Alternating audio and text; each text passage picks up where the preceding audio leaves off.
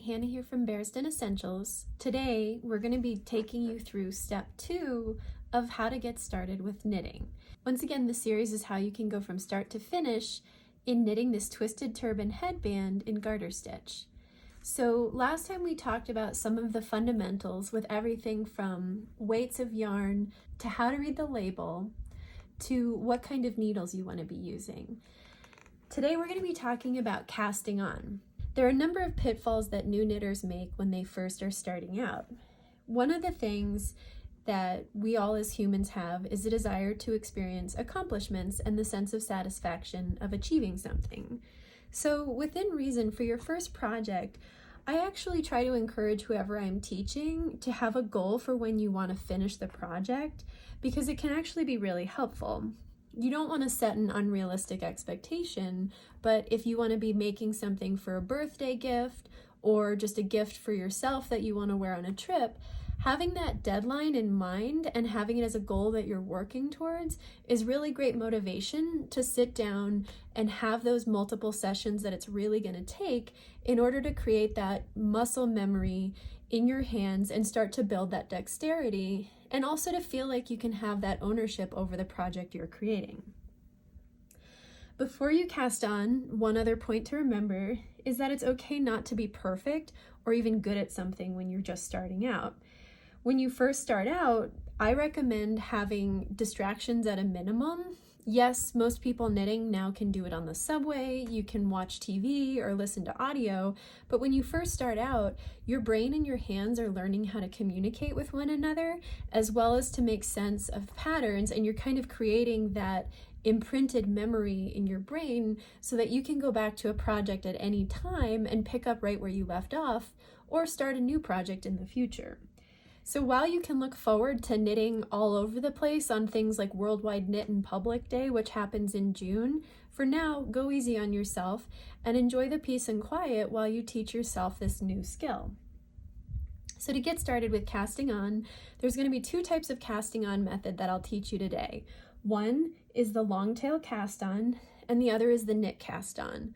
Both of which I think are great for beginners because not only do they teach you how to start building that dexterity, they also create a very nice finished edge. To determine the number of stitches you want to cast on, that's where you need to start looking at your pattern.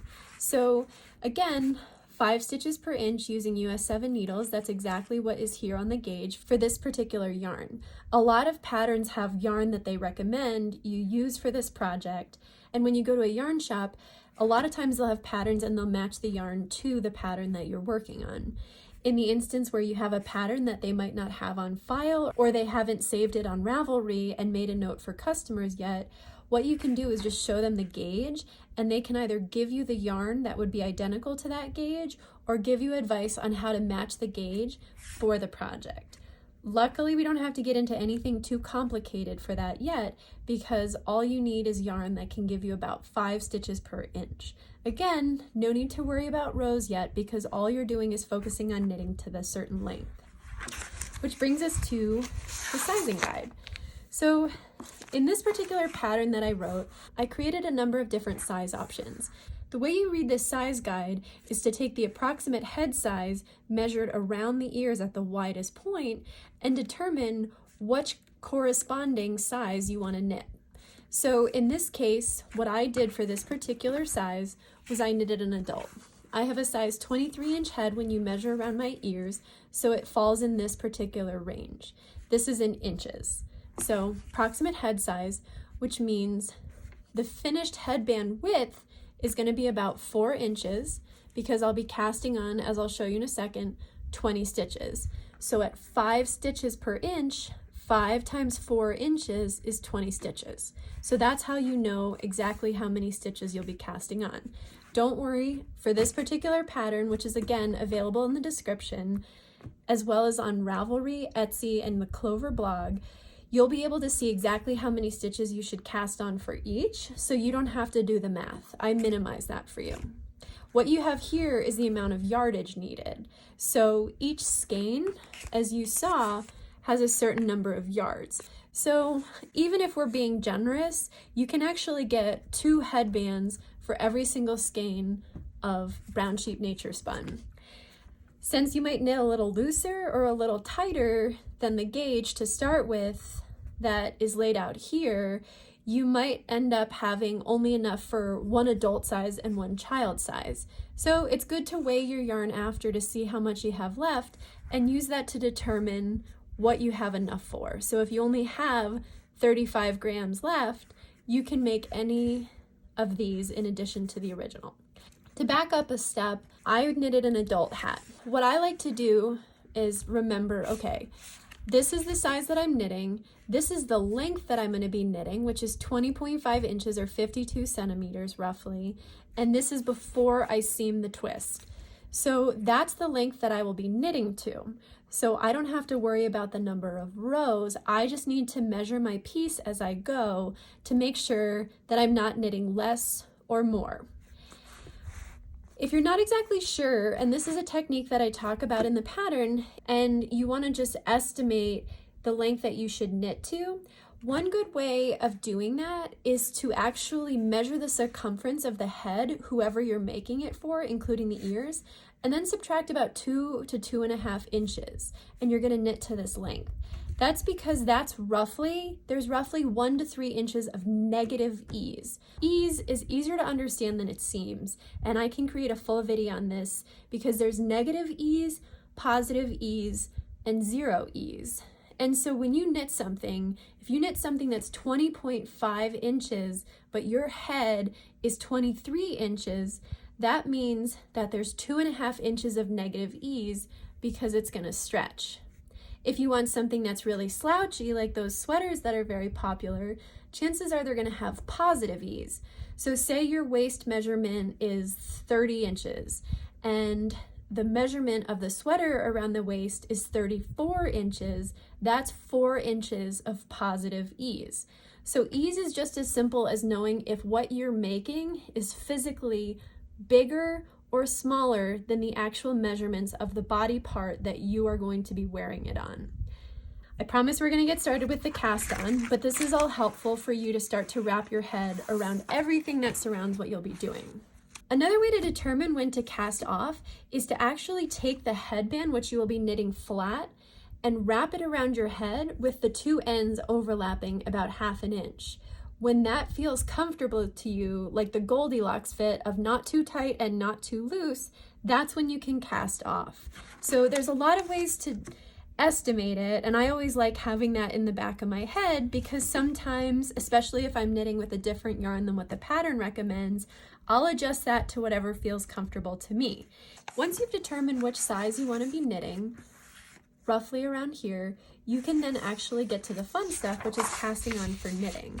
So as I mentioned, I want to be making an adult because that's what's going to fit my head. So I know that I want something with this width and this finished headband length. So to determine how to read the pattern, one way is to look in the sizing notes section. So the sizes of the headband: newborn, 3 to 12 months, toddler, child, teen, adult, small, adult, and adult large, they all correspond sequentially to the numbers that are provided within the pattern. So what this means is that the first number here is going to correspond to newborn. Second number is going to correspond to 3 to 12 months old, so on and so forth. I put in bold the adult size because that's kind of the rough standard that most people are going to be knitting, and that's the size that fits most adults. So whenever you're reading a pattern, you always want to look in the notes section to understand how to read the different sizing recommendations because that's going to determine things like stitch count, how long you'll be knitting to. One way to make this easy on yourself, so if I'm going to be knitting an adult one, then what I do is I go through the entire pattern and I circle what I'm going to be knitting. This indicates what I should be paying attention to as I read through the pattern. That way, when you're in those workflow states and you're busy knitting and you just glance up, you don't accidentally do the step that's intended for a size or two smaller or larger than yours. You're paying attention to the one that's designated for you based on what your measurements are and the intended size that you plan to knit. So this just makes your life a little bit easier. Again, it's not necessarily a right or a wrong thing to do if you choose not to do this, but I've definitely found that this makes my life easier, and especially starting out, you want to feel that accomplishment, so this is one way to help ensure you're setting yourself up for success.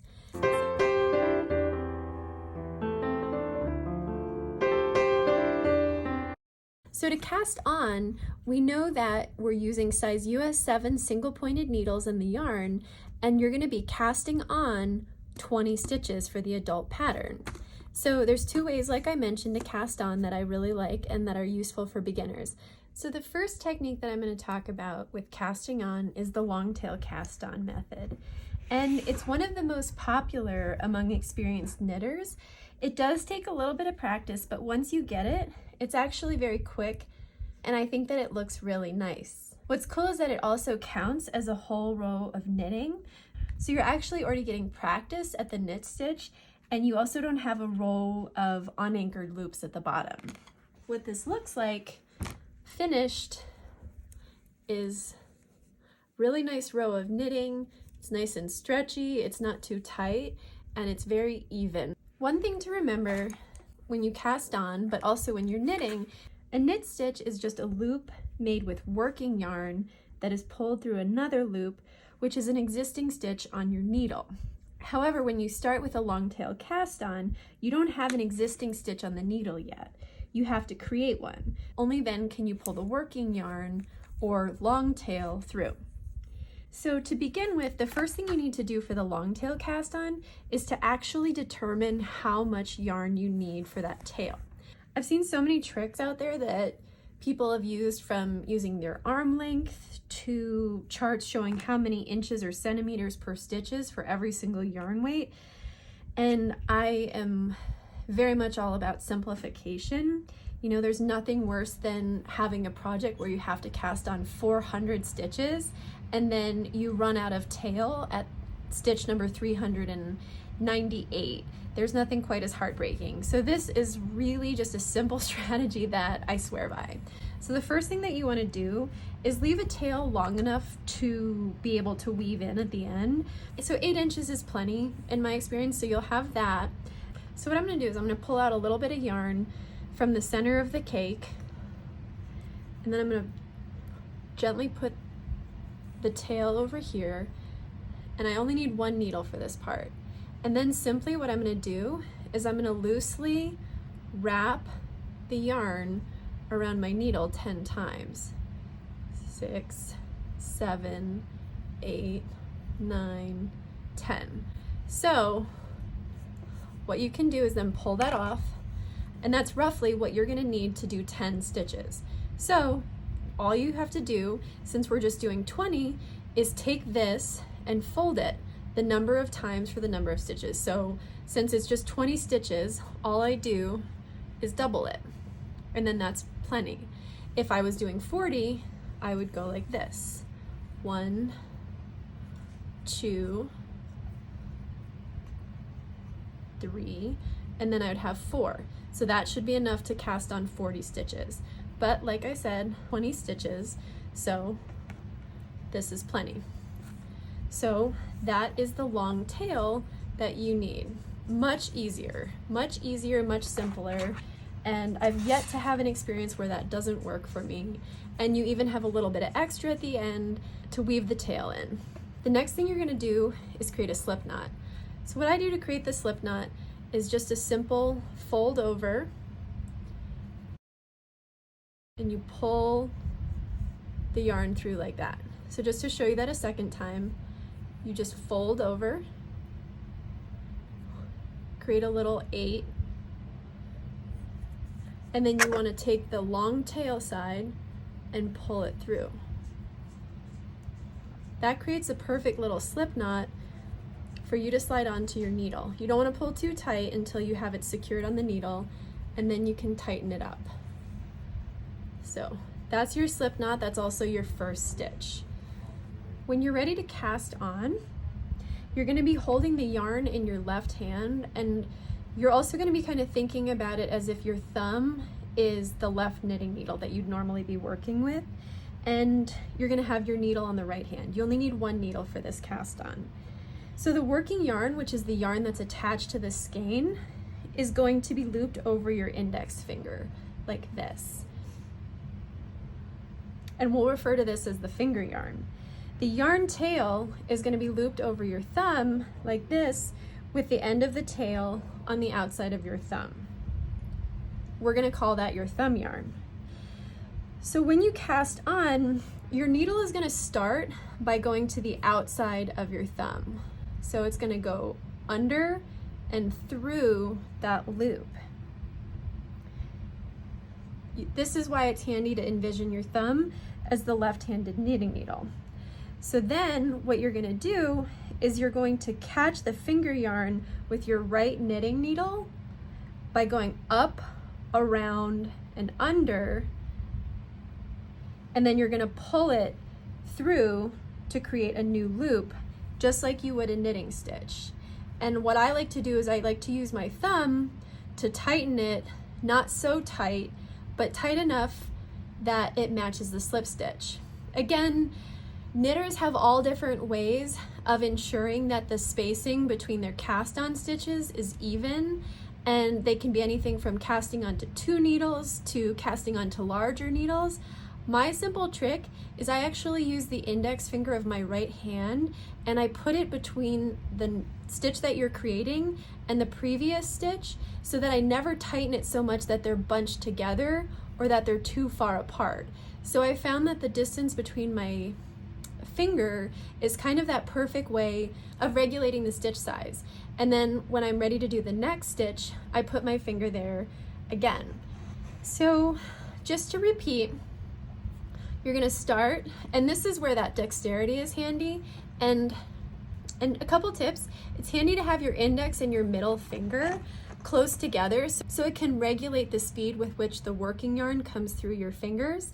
And similar with the thumb, you want to have enough tension on it so you can create the knit stitch and pull the loops through as you need to.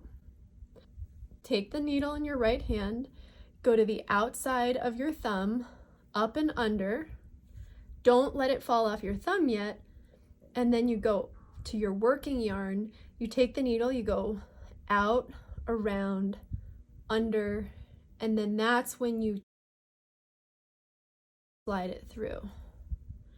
This is where that dexterity starts to come into play. That motion is what allows you to create that loop as well as an existing loop for it to go through. So first you're creating the existing loop by going like that, and now you're using the working yarn to pull through that loop you've just created to create a new one. So continuing to pull just enough so that your index finger can sit comfortably between the stitches, and you're starting to create that first row of knitting. So I'm going to continue doing this for 20 stitches total, including that slip stitch. And sometimes, if you're like me, you still have to adjust, and it's okay to stop and secure the yarn to make sure your end is nice and even, because even the most advanced knitters need to double check their tension. I'm not saying I'm an advanced knitter. I'm just saying that I've done it enough to know what I'm doing wrong.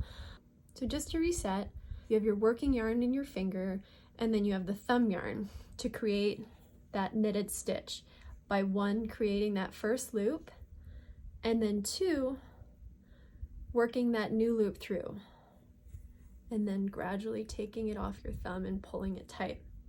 One of the things that's the most challenging I've found with new knitters, and this is true for knitting stitches, is you get really focused on one step at the expense of another. So you might have done this, but then you get so focused on making sure this wraps around that you accidentally drop that before you're supposed to.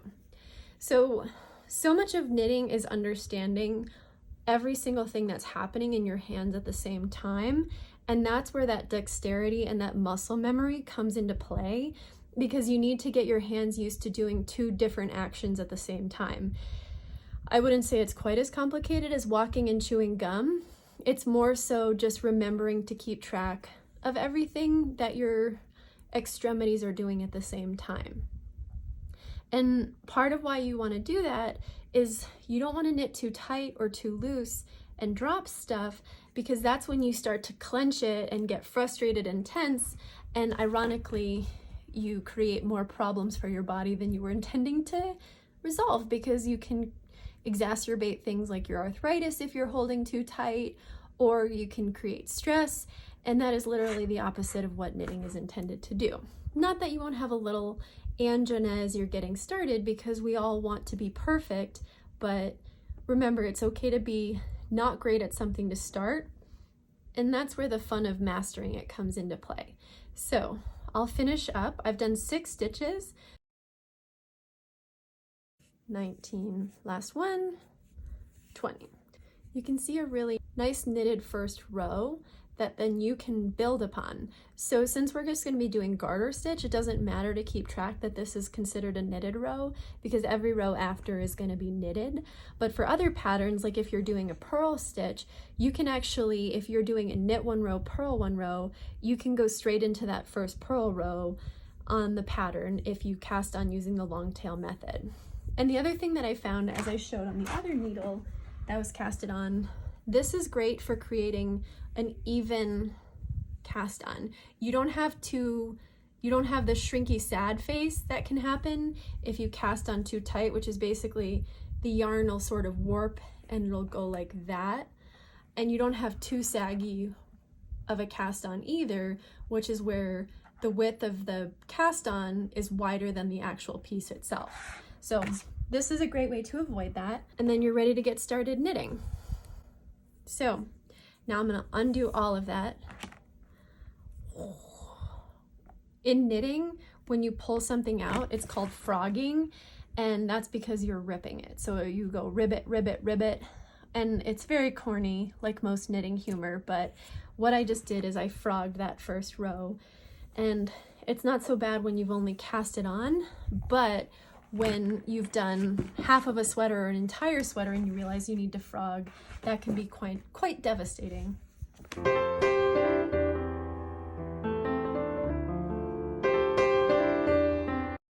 So the next technique that we're going to talk about for casting on is just the knit stitch. And this is actually one that I teach a lot of people. It's easy to have it happen where it's a little tight. So I'm going to walk you through how to take the steps to create this knitted stitch as a cast on strategy and how to avoid making it too tight. So again, we're going to create a nice slip stitch. So little figure 8, pull the bunny through the loop, and I just dropped my needle, so I have to pick that up. And then you put it through and you tighten it. So you have your first stitch done. You have enough yarn that at the end you can weave in. So the knit stitch is a pretty perfect cast on for the new knitter, because you're actually, once again, you're teaching the knitter the knit stitch right from the get-go. So I think it's really perfect for beginners, and it's one of the most common ones that I teach, because you're learning how to form the knit stitches as you add the stitches to the needle. And I've found it just helps the learning process go faster, because a lot of times, it's not so much about the stitch itself, it's remembering how to get started or how to cast off, that people feel stuck because they can only do the middle part, or if they have to troubleshoot, they forget the mechanics of the stitch. So teaching people the knit stitch as a cast on, it just is really helpful for cementing that muscle memory that I keep mentioning. Casting on this way creates the first row of loops on a knitting needle. And the other thing that's cool is this actually is also a technique that you can use if you have to add stitches in the middle of the row, like later on in a project. So when you get to more advanced projects, you can use this cast on technique to create stitches right in the middle of the row. The other thing that I will say is once you master this, this is another great cast on technique that gives a little bit of stretch in the first row. So if you're doing something like a hat or a sweater, this is another great way to prevent casting on in a way that's going to be too tight. What you're going to do is you're going to hold the needle with the slip knot in your left hand and the empty needle in your right hand. Make sure you don't accidentally grab the the tail, and you want to have your working yarn. I like to put it in between my middle and my index finger whenever I'm working, because that gives me just a little bit of control as I'm starting to maneuver the needle. So you'll see it here just kind of hanging out. I'm not having the death grip, but I'm having enough tension so that I can control what happens on the loop. So with your right needle, you're going to insert that needle through the slip stitch in an away from you motion. So this is the knitting stitch. Depending on what you call front or back, the reason I'm saying an away from you motion is because you know that'll, regardless of how you determine what's front versus back, you'll know that you're going to be wanting to go away from you. So you put the needle through, facing away from you, and I like to hold the stitch on both needles using my index finger and using my middle finger as kind of an anchor for both. So just to get that yarn back through my middle and index finger, this way what you prevent from happening is getting too over eager when you put the right needle through and just winding up with the stitch from one needle to the other. You want it on both. You're going to insert the needle underneath the left needle in an away from you motion, so you have this little crisscross applesauce thing, and you're going to hold this in your left hand. This is where it gets tricky.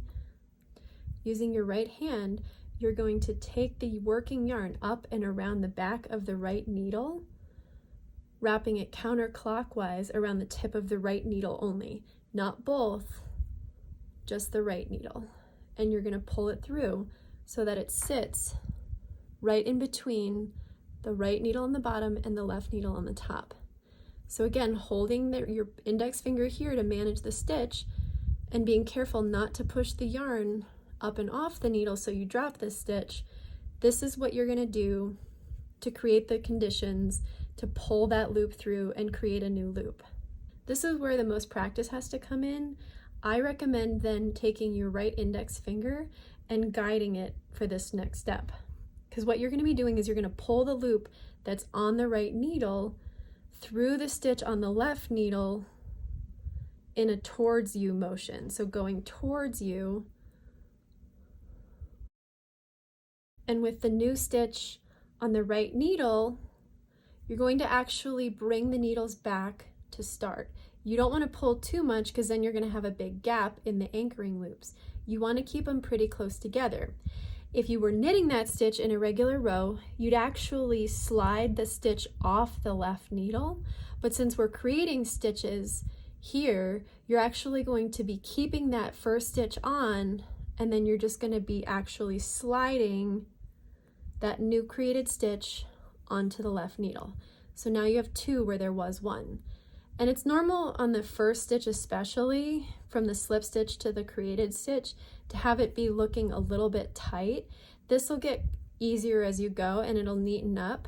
And you can use your index finger once again to make sure that there's enough distance between the two stitches so that this weird tension can get eliminated once you start knitting.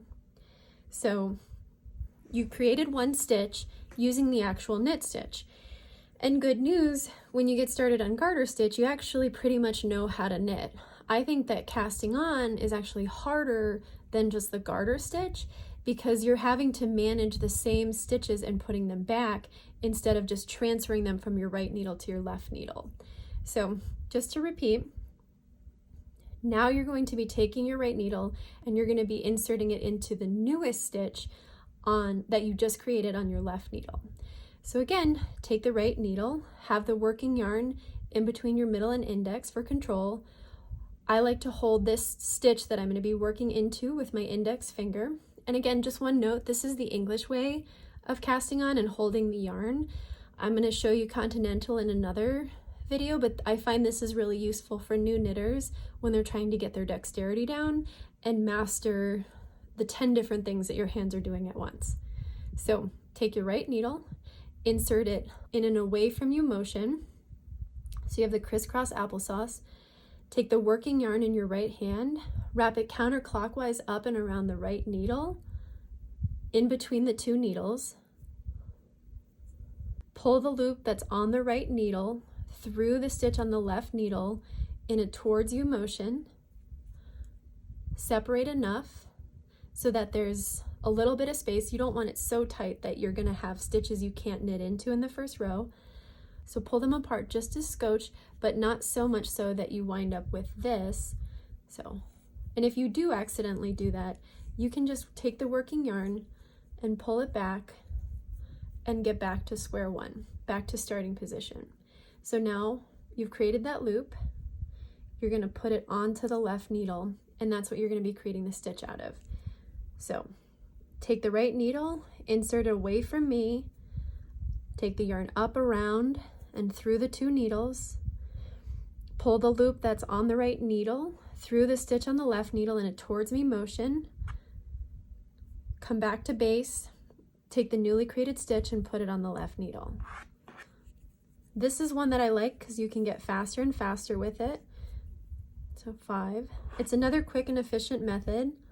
I like it for casting on because it's another Goldilocks of knitting cast on methods for not too tight, not too loose tension. I think the biggest difference is that you're not creating a first row of knitting with this particular cast on technique. So there's going to be the unanchored loops. I still think it looks really nice.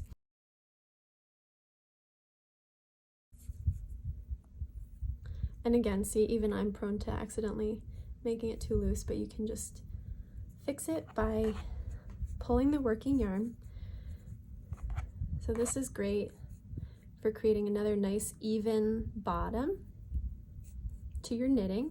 If you're somebody who knits too tight or too loose, this is going to be a good way to calibrate yourself, because you'll see if it's a lot wider than this 4-inch cast on, or if it's a lot tighter, then you know most likely what you're going to end up doing by accident. There's nothing worse than having like the death grip on the knitting, or knitting so loose that you have like huge gaps in between each of your stitches. So casting on is actually a really good litmus test for everything else. But again, no pressure. And if you have to pull it out and start over, welcome to the club.